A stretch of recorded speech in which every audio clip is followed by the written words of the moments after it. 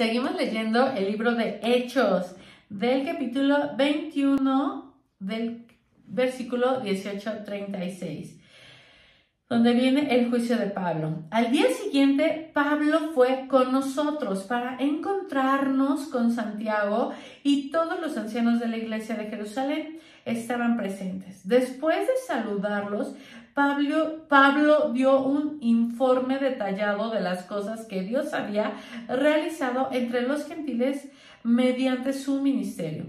Después de oírlo, alabaron a Dios. Luego dijeron: tú sabes, querido hermano, cuántos miles de judíos también han creído, y todos ellos siguen muy en serio la ley de Moisés. Pero se les ha dicho a los creyentes judíos de aquí, de Jerusalén, que tú enseñas a todos los judíos que viven entre los gentiles que abandonen la ley de Moisés. Ellos han oído que les enseñas que no circunciden a sus hijos ni que practiquen otras costumbres judías. ¿Qué debemos hacer? Seguramente se van a enterar de tu llegada. Queremos que hagas lo siguiente. Hay entre nosotros 4 hombres que han cumplido su voto. Acompáñalos al templo y participa con ellos en la ceremonia de purificación, y paga tú los gastos para que se rapen la cabeza según el ritual judío. Entonces todos sabrán que los rumores son falsos y que tú mismo cumples las leyes judías. En cuanto a los creyentes gentiles, ellos deben hacer lo que ya les dijimos en una carta: abstenerse de comer alimentos ofrecidos a ídolos, de consumir sangre o la carne de animales estrangulados y de la inmoralidad sexual. Vamos a leer la descripción de estos versículos, ¿ok? Porque vamos a llegar hasta el 36, pero aquí dice: Santiago, hermano de Jesús, era líder de la iglesia de Jerusalén, versículo 18. Versículo 21. El concilio de Jerusalén, de Hechos 15, había resuelto el asunto de la circuncisión de los creyentes gentiles. Aparentemente se había desarrollado el rumor de que Pablo estaba excediendo los límites de la resolución y estaba prohibiendo a los judíos circuncidar a sus hijos. Por supuesto que tal cosa era falsa, de modo que Pablo se sometió voluntariamente a participar en una práctica judía para demostrar que no obraba en contra de la decisión del concilio y que seguía siendo judío en su manera de vivir. Algunas veces debemos hacer un esfuerzo adicional para evitar ofender a otros, en especial si no hacer ese esfuerzo dificultará el avance en la obra de Dios. Ok, del 23 y 24 dice: aparentemente estos 4 hombres habían hecho un voto nazareno. En Números 16, 13, 20. Pablo se uniría a ellos en la ceremonia de purificación y pagaría sus gastos. Haría lo que los ancianos le pedían para mantener la paz de la iglesia de Jerusalén. A pesar de que era un hombre de convicciones firmes, Pablo estaba dispuesto a hacer concesiones en los temas no esenciales para tener algo en común con todos y hacer todo lo posible para salvar a algunos. Primera de Corintios 9, del 19 al 23, podemos verlo. A menudo las iglesias se dividen por desacuerdos sobre tradiciones o cuestiones de menor importancia. Al igual que Pablo, debemos mantenernos firmes en los asuntos esenciales del cristianismo, pero flexibles en los que no lo son.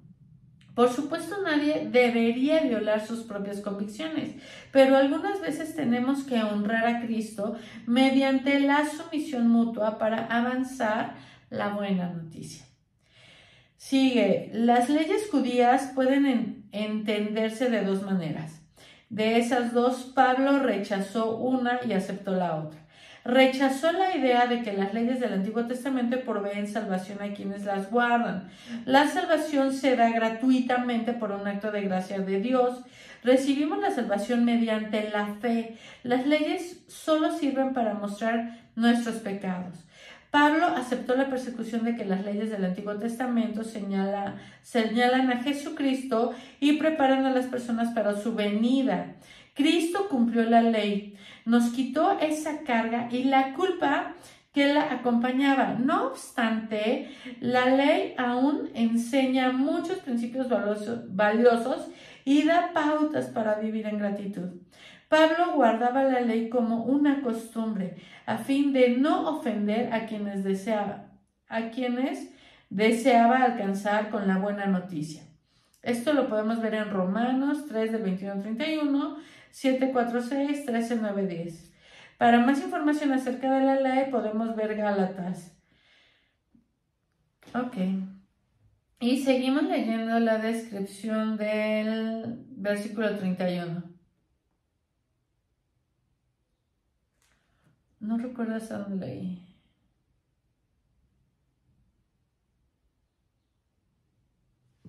Ok, dice, pero si no. Así que el día siguiente Pablo fue al templo con los otros hombres. Ya comenzado del ritual de purificación, anunció pública. Estamos leyendo el versículo 26, donde dice arresto de Pablo. Así que al día siguiente Pablo fue al templo con los otros hombres. Ya comenzando el ritual de purificación, anunció públicamente la fecha en que se cumpliría el tiempo de los votos y se ofrecería sacrificios por cada uno de los hombres. Cuando estaban por cumplirse los 7 días del voto, unos judíos de la provincia de Asia vieron a Pablo en el templo e incitaron a una turba en su contra. Lo agarraron mientras gritaban: «¡Hombres de Israel, ayúdenos! Este es el hombre que predica en contra de nuestro pueblo en todas partes y les dice a todos que desobedezcan las leyes judías. Habla en contra del templo y hasta profana en este lugar santo, llevando gentiles adentro».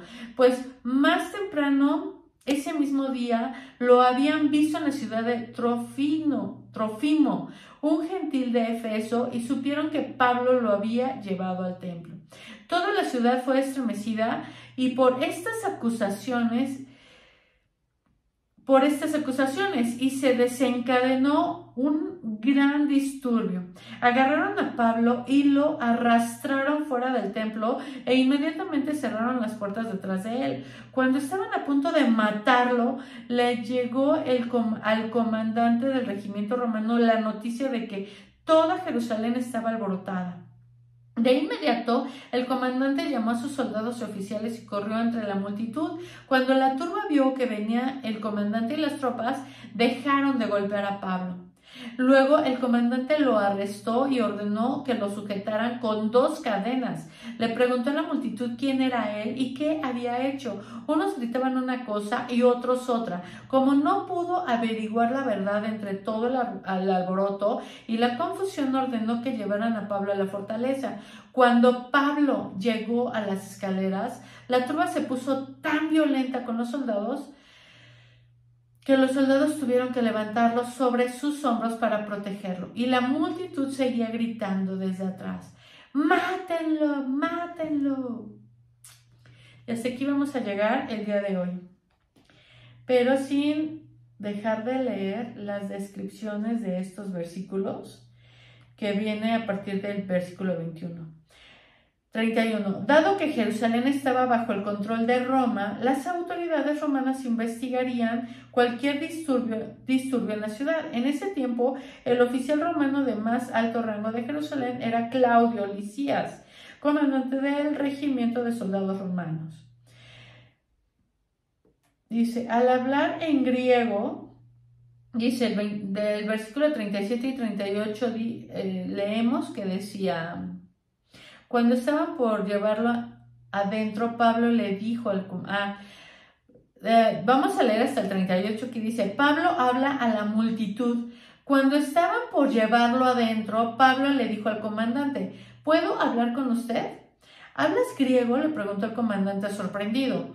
¿No eres tú el egipcio que encabezó una rebelión hace tiempo y llevó al desierto a 4,000 miembros del grupo llamado los asesinos?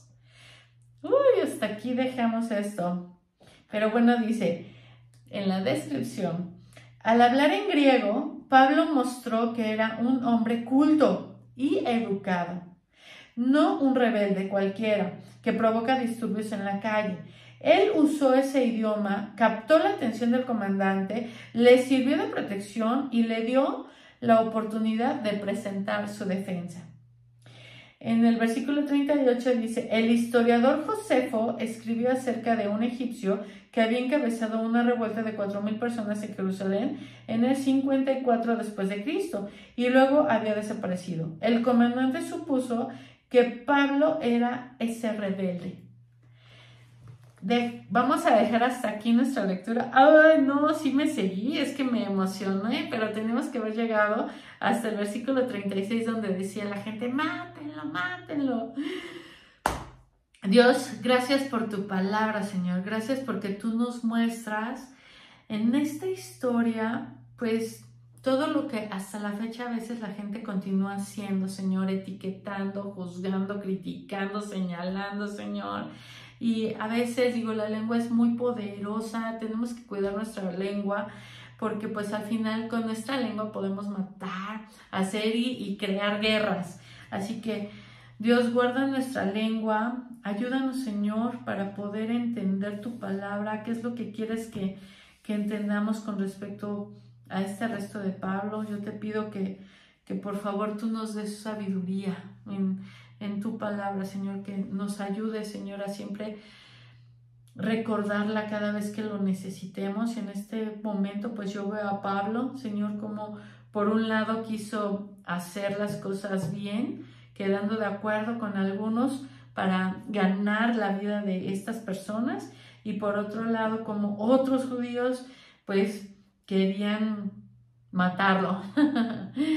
Y bueno, como Dios utilizó que Pablo era un hombre culto, ¿no? Un hombre que sabía para comunicarse con el soldado y detener un poquito todo esto espantoso que le estaba pasando, pegándole y todo. Dios, yo te ruego en el nombre de Jesús que tú nos cuides, que tú nos guardes, que mandes ángeles alrededor de nosotros y de nuestras familias. Ayúdanos, Señor, a seguir dando tu palabra, a seguir hablando de ti, leyendo de ti, Señor, y por supuesto llegando a las personas que te necesitan, en el nombre de Jesús. Amén. Bueno, pues yo les mando un fuerte abrazo, vamos a seguir leyendo la Biblia y hasta aquí terminamos por el día de hoy. Que Dios bendiga tu vida, que Dios bendiga tu familia, que